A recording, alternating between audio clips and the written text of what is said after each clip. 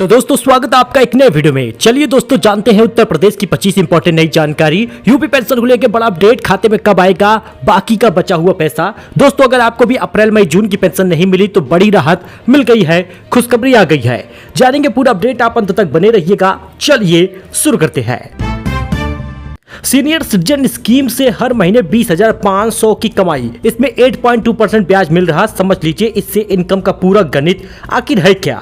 अगर आप senior citizen हैं और अपने लिए हर महीने इनकम का इंतजाम करना चाहते हैं तो post office senior citizen scheme में आप निवेश करिए। यह स्कीम रिटायरमेंट के बाद एक मुश्त पूंजी को सुरक्षित रखने और तिमाही आधार पर नियमित आय देने के लिए डिजाइन की गई है। सरकार की गारंटी होने के कारण इसमें कोई जोखिम भी नहीं है। 8.2% का ब्याज मिलता है। यहाँ देखिए कितना निवेश करने पर हर 3 महीने में कितना ब्याज मिलेगा। 1 लाख निवेश करते हैं तो 2,050 रुपए हर 3 महीने पर ब्याज मिलेगा। 2 लाख निवेश करने पर 4,100, 5 लाख निवेश करने पर 10,250 रुपए हर 3 महीने ब्याज मिलेगा। बाकी 20 लाख और 30 लाख का भी आप देख सकते हैं। 5 साल तक का मैच्योरिटी पीरियड होता है। 5 साल से पहले अकाउंट बंद करने पर पेनाल्टी लगती है।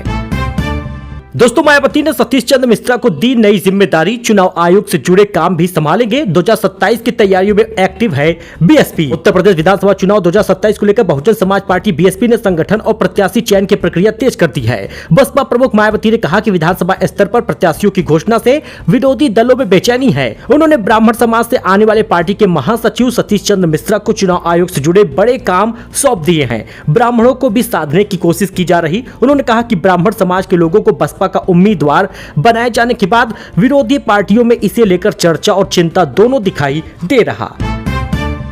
आजम खान की जौहर यूनिवर्सिटी पर ईडी की रेड पड़ रही है। 10 ठिकानों पर टीम पहुंची है। अखिलेश बोले भ्रष्टाचारियों पर छापा क्यों नहीं पड़ता। रामपुर जेल में बंद सपा नेता आजम खान की जौहर यूनिवर्सिटी और ट्रस्ट से जुड़े 10 ठिकानों पर बुधवार सुबह प्रवर्तन निदेशालय यानी ईडी ने छापा मारा है। 7 बजे 6 गाड़ियों से लेकर 15 अफसरों की टीम यूनिवर्सिटी के अंदर दाखिल हुई, रेड डाली है।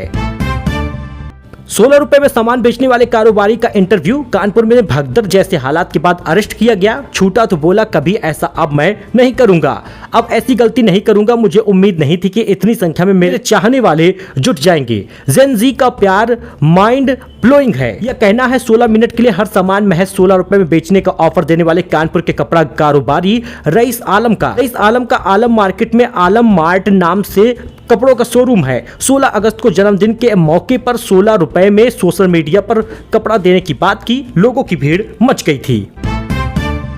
तो क्या यूपी में पुलिस वाले रील नहीं बना सकते? अश्लील वीडियो वाली दरोगा का क्या होगा? क्या नौकरी जाएगी? जरा जानिएगा। मेरठ में नीले ड्रम वाली मुस्कान को अरेस्ट करने वाली दरोगा अनु रानी ने सोशल मीडिया पर लाइव आकर वीडियो बनाया। इसमें वे आपत्तिजनक स्थिति में नजर आती थी। 3 दिन पहले एक यूट्यूबर ने इसे लेकर आपत्ति जताई तो मामला पुलिस विभाग की जानकारी में आया। अनु को सस्पेंड कर दिया गया। उनका इंस्टाग्राम अकाउंट भी अब एक्टिव नहीं है। तो क्या यूपी में पुलिस वालों के रील बनाने पर पूरी तरह प्रतिबंध है? तो जवाब है नहीं। इन शर्तों के साथ रील बनाई जा सकती है। पुलिसकर्मी अपनी निजी जिंदगी, व्यक्तिगत प्रतिभा जैसे संगीत, कला, फिटनेस से संबंधित रील बना सकता है, लेकिन बिना वर्दी के। इसे ड्यूटी के बाद भी शूट किया जा सकता है। वीडियो रिकॉर्डिंग करने के लिए केवल निजी मोबाइल या कैमरे का इस्तेमाल हो सकता है। थाना, पुलिस चौकी, सरकारी वाहन, ऑफिस रूम या किसी भी सरकारी परिसर को छोड़कर वे कहीं पर भी वीडियो शूट कर सकते हैं। नियमों का पालन किया जाए तो वीडियो बना सकते हैं, लेकिन इस प्रकार के गंदे वीडियो, स्कैनर लगाकर कमाई का वीडियो नहीं कर सकते। डेविड वार्नर को शराब पीकर गाड़ी चलाना पड़ गया महंगा, हो गई है सजा। ऑस्ट्रेलियाई कोर्ट ने $1500 का जुर्माना लगाया। 12 महीने कार में इंटरलॉक डिवाइस लगाना होगा। विजुअल आप स्क्रीन पर देख सकते हैं। तो हॉकी वर्ल्ड कप में भारत पाकिस्तान का मैच, पिछले 10 साल में टीम इंडिया नहीं हारी। जीते तो टॉप 8 में पहुंच जाएंगे। मेंस हॉकी वर्ल्ड कप 2026 का मुकाबला भारत पाकिस्तान का, जिसमें भारत का जीतना बेहद जरूरी। दोस्तों चांदी की कीमत एक झटके में 5,772 रुपए दाम गिर गया है। आपको बताएं तो जब तक खबर दे रहे हैं तो 5,772 रुपए दाम गिर गया है चांदी की कीमत का, तो 2,27,000 पहुंच गया है। 10 ग्राम सोने की कीमत 1,196 रुपए कम हो गई, यानी सोने के दाम भी गिरावट आई है। कैरेट के हिसाब से बाकी का आप कीमत देख सकते हैं। मुनाफा वसूली, कच्चे तेल की कीमतों में तेजी की वजह से ये गिरावट आई है। तो सुथार के 10 विकेट से भारत 165 रन से जीत गया है। श्रीलंका के आखिरी 4 विकेट 10 गेंद में गिरे हैं। Particle player of the match रहे। जी हां दोस्तों, भारत ने गॉल टेस्ट में श्रीलंका को 165 रन से हराकर 2 मैचों की सीरीज 1-0 से बढ़त बना ली है। यह भारत का 600वां टेस्ट था और श्रीलंका को जीत के लिए 372 रन का टारगेट मिला था, लेकिन टीम दूसरी पारी में 206 रन पर ही ऑल आउट हो गई। बच्चों को संपत्ति से बेदखल कर सकते हैं माता पिता। सुप्रीम कोर्ट का आदेश, कहा उन्हें सम्मान और सुरक्षा देना सभ्य समाज की पहचान है। बुजुर्गों की सुरक्षा और भलाई के लिए ट्रिब्यूनल बच्चों को संपत्ति से निकालने का आदेश दे सकते हैं, ऐसा सुप्रीम कोर्ट ने बयान दिया है। सुप्रीम कोर्ट ने बुधवार को कहा कि सीनियर सिटीजन अपने बच्चों को संपत्ति से बेदखल कर सकते हैं। कोर्ट ने कहा कि बढ़ती उम्र का मतलब असुरक्षा या अपमान नहीं होना चाहिए। हर व्यक्ति को जीवन भर गरिमा के साथ जीने का अधिकार होता है। सुप्रीम कोर्ट ने इलाहाबाद हाई कोर्ट के उस आदेश को भी पलट दिया जिसमें बेटे और बहू को मकान से बेदखल करने के ट्रिब्यूनल कोर्ट के आदेश को रद्द किया गया था। राज्यपाल आनंदीबेन पटेल अचानक छुट्टी पर गई हैं। 26 अगस्त तक अवकाश के लिए राष्ट्रपति से ली है अनुमति। हाल के बयानों और स्वास्थ्य की चर्चाएं भी हो रही। उत्तर प्रदेश की राज्यपाल आनंदीबेन पटेल 26 अगस्त तक अवकाश पर रहेंगी। वह अपने गृह राज्य गुजरात गई हैं। अवकाश के लिए राष्ट्रपति द्रौपदी मुर्मू से अनुमति ली। यूपी राज्यपाल बनने के बाद उन्होंने पहली बार छुट्टी ली है। मराठी नहीं आता तो महाराष्ट्र में ऑटो टैक्सी नहीं चला पाएंगे। ट्रांसपोर्ट मंत्री बोले, पहले नोटिस देंगे, 3 महीने में नहीं सीखे तो लाइसेंस रद्द होगा। मराठी भाषा नहीं जानने वाले ड्राइवर अब महाराष्ट्र में ऑटो और टैक्सी नहीं चला पाएंगे। राज्य में 20 अगस्त से उन ऑटो रिक्शा और टैक्सी ड्राइवरों के खिलाफ अभियान शुरू होगा जिनके पास मराठी का वर्किंग नॉलेज यानी काम चलाऊ भाषा का ज्ञान नहीं है। तो बात कर ले यूपी पेंशन का। तो दोस्तों, पेंशन अप्रैल मई जून की जारी हो चुकी है। अगर आपको बाकी का बचा हुआ पैसा नहीं मिला, यानी जिसकी पेंशन नहीं आई थी, रुक गई थी, उनका पेंशन जारी हो चुका है।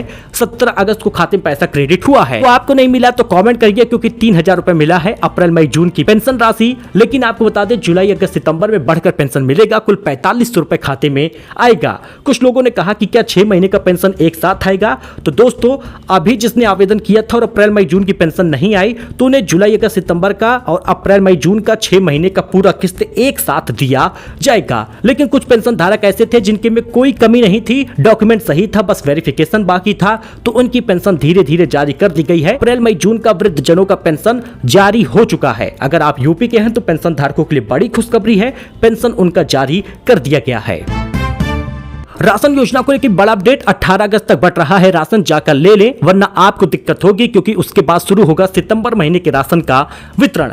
दोस्तों, यूपी सरकार ने साफ साफ कहा है जिसकी ई-केवाईसी हुई है केवल उसी को राशन मिलेगा। अब कोटेदारों को लाभांश बढ़ाकर दिया जा रहा, यानी सितंबर महीने से जब आप राशन बांटेंगे, यानी कोटेदार लोग कोटे में राशन जब बांटेंगे तो उन्हें हर क्विंटल का 90 रुपए नहीं बल्कि 125 रुपए मिलेगा। अगर कटौती करता है तो उनकी कोटेदारी भी निरस्त होगी। सरकार ने साफ कहा है, न चोरी करेंगे न करने देंगे। अब कोटेदारों पर भी सख्ती होगी। लेकिन दोस्तों, राशन कार्ड धारकों के लिए सितंबर महीने का राशन अगस्त से ही बंटना शुरू होगा।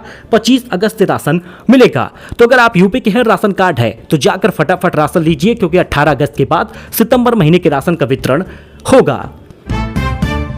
तो एक खबर थी उत्तर प्रदेश की। आपके लाभ की नई जानकारियों के लिए ऐसे ही जुड़ सकते हैं। लेटेस्ट अपडेट मिलता रहेगा। फिलहाल के लिए इतना ही दोस्तों, धन्यवाद।